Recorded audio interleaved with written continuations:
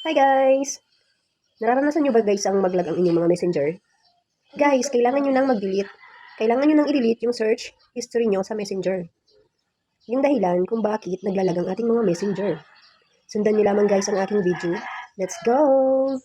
Punta tayo guys sa ating messenger. I-click natin yung settings. Then hanapin natin yung account center. Click natin. Then yung your information and permissions. Then search history. Then, i-click natin yung ating Facebook. So, ayan. Ang dami nating na-search. Kailangan natin itong i-delete, guys. I-click natin yung arrow sa taas. Then, i-click natin yung clear all search. May mga options dyan. Ang i-click natin ay yung all time. I-click natin yung all time. Ayan. Clear all search. Ayan. I-click natin. Ayan.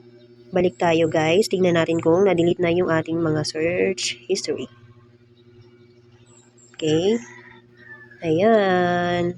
Wala na guys yung ating mga na-search sa ating messenger. So ayan, hanggang dito na lang ang aking video. Sana may natutunan kayo. Thank you for watching.